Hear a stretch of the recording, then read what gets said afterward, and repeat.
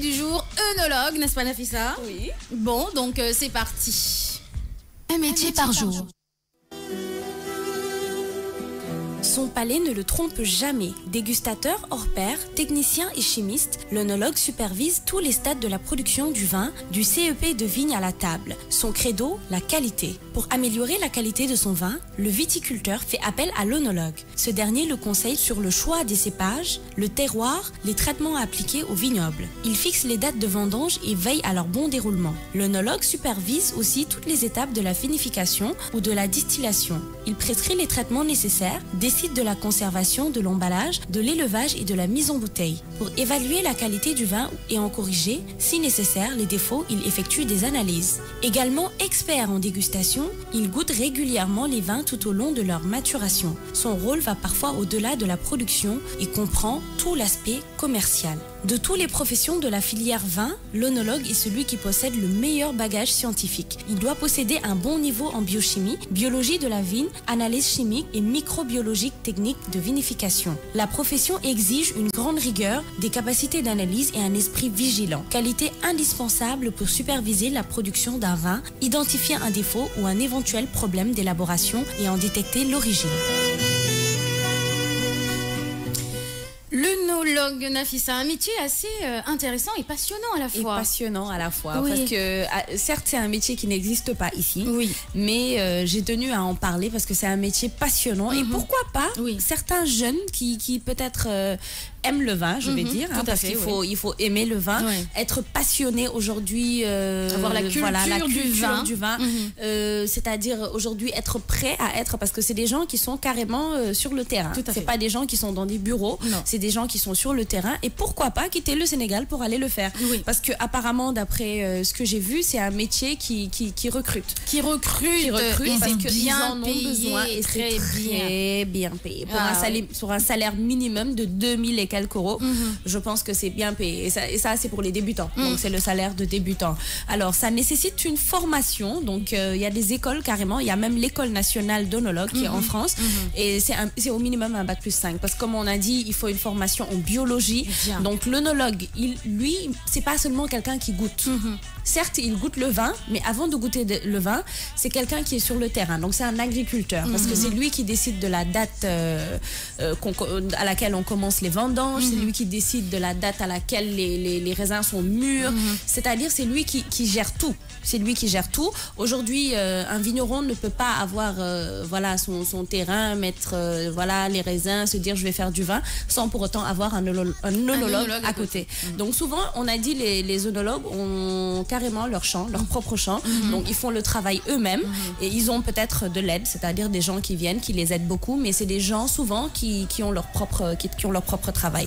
Donc ils peuvent être indépendants ou salariés. Donc quand je dis indépendants, c'est ce que je disais tout de suite là, c'est-à-dire ils peuvent avoir leur propre champ de vigne et puis produire eux-mêmes ou bien travailler pour quelqu'un. Ça aussi c'est bien payé. Donc j'ai vu que par exemple des boîtes comme Moët et Chandon, ils paient jusqu'à 10 000 euros l'œnologue par mois. Moët et Chandon, le champagne. Voilà, le champagne.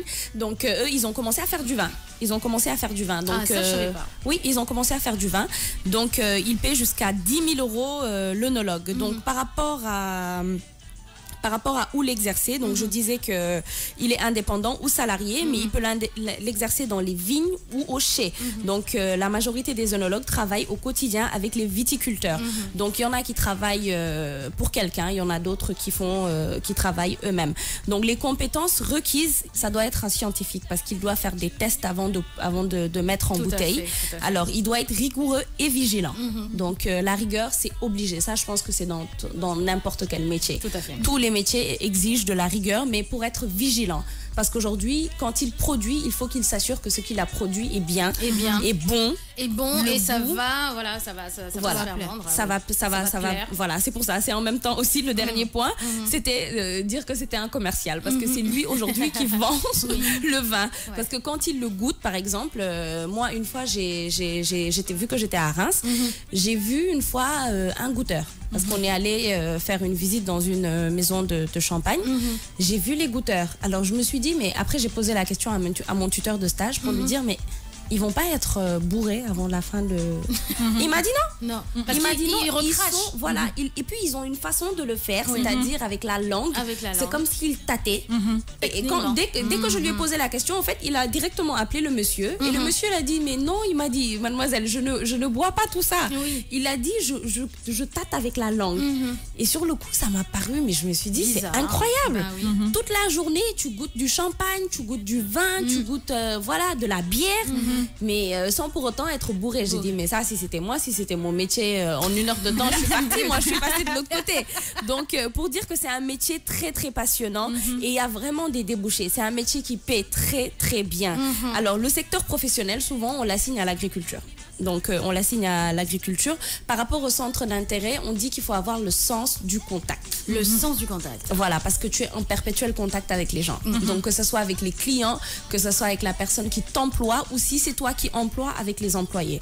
Donc, il faut vraiment être quelqu'un de très ouvert. Il faut être un manager.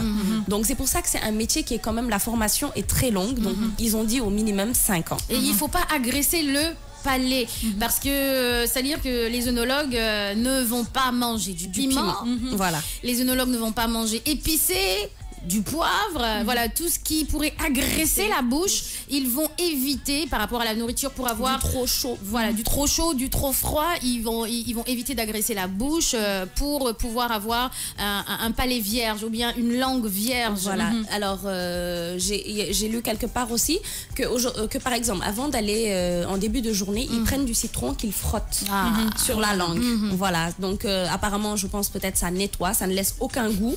Donc quand ils goûtent, c'est vraiment là, ça leur donne le goût exact. Parce que s'ils prennent peut-être du café, après quand tu goûtes le sucre, tu n'arrives pas. Donc c'est des gens qui ont quand même une hygiène de vie très particulière parce qu'ils ne peuvent pas faire certaines choses pour éviter de fausser leurs calculs. C'est un métier qui est vraiment très difficile, mais je pense que toutes les personnes qui le font, ils le font par passion.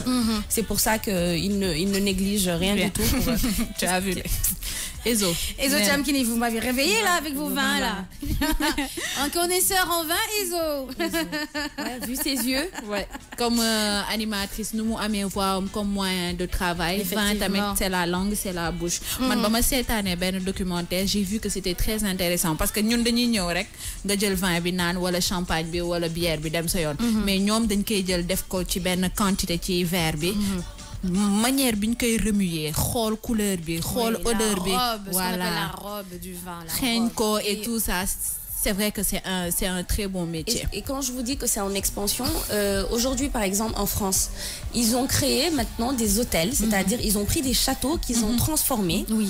Il y a carrément là où on fabrique le vin. Alors ils ont fait ça pour les couples. Donc par exemple Fatim et moi, on y va. On crée notre vin toute seule, on le fait, on nous met en bouteille et on le met vin Fatim Nafissa. Donc, et ça, c'est quelque chose qui est en expansion et ça leur rapporte énormément d'argent. C'est vrai, le vin donc, ça rapporte de l'argent. Et puis, juste le fait, les touristes de se dire, ah, mais je vais faire ma propre bouteille de vin, c'est intéressant. Donc, ça attire les gens. Donc, maintenant, sur plusieurs sites, quand tu tapes des activités dans certaines villes, ils te proposent ça. Donc, ils te disent, dans tel château, tu peux aller faire ton propre vin, avoir carrément ta marque que tu mets en bouteille, c'est toi qui fais tout. Donc tu écrases ton vin, tu fais tout, tu voilà, tu cueillage au raisin du moins. Voilà, donc et la période où on cueille les raisins, ça s'appelle la vendange. Et la vendange, je pense que beaucoup d'étudiants connaissent, hein. Voilà, la vendange parce que c'est là où on se fait de l'argent. Effectivement, pendant les vacances. Voilà, quand ils disent de l'argent facile, mais je pense que c'est pas si facile que ça, parce que les raisins ça pique. Ouais, ça pique. Dafa am ay outils yo xamné nek spécial moom ngay xolé voilà. Xol yi nga wara dag adi. Ouais. Ça paie, mais je pense que quand même hein.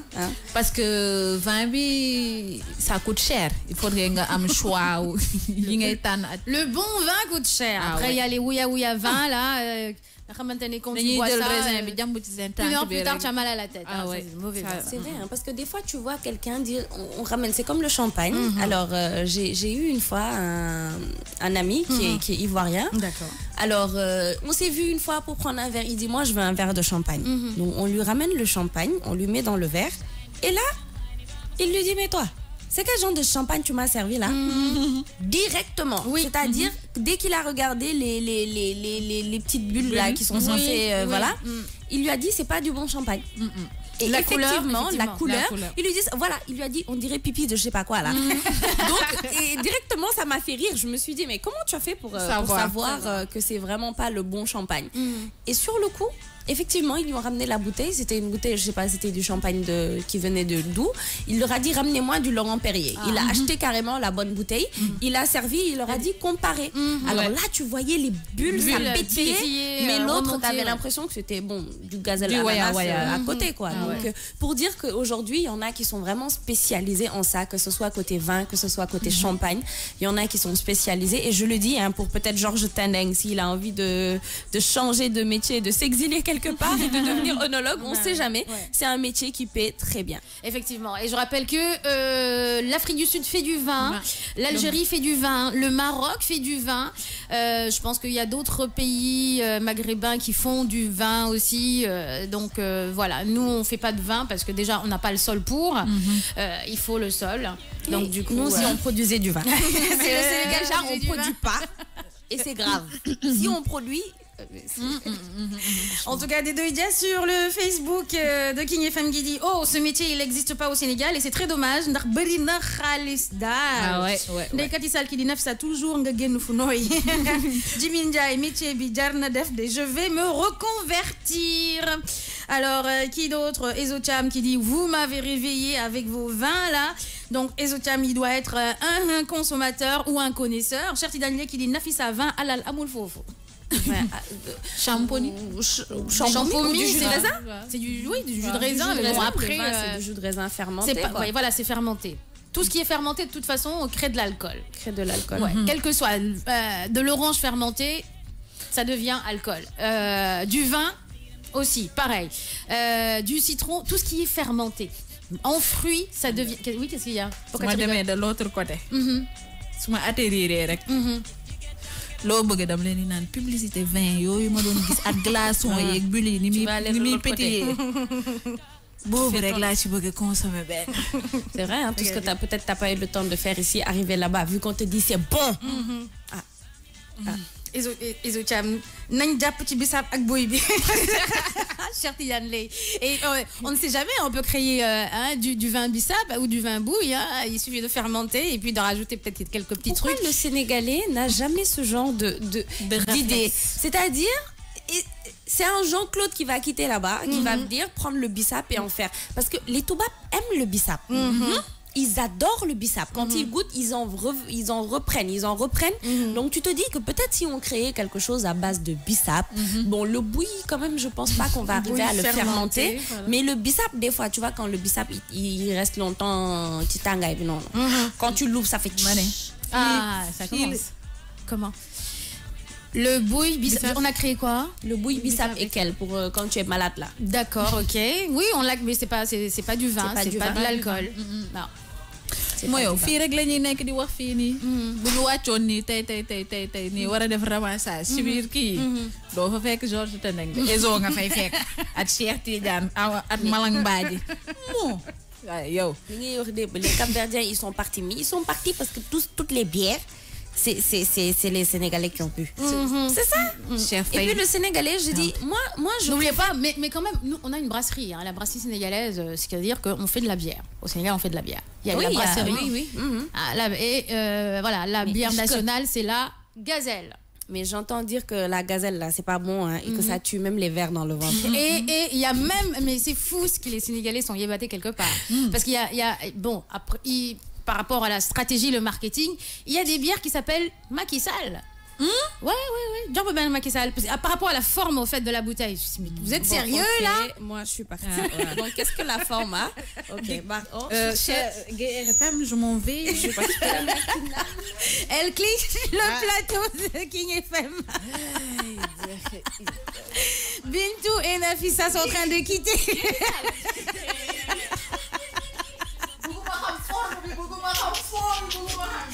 Ah là là, les gens disent ok d'accord, on va venir nous ramasser ici. Mais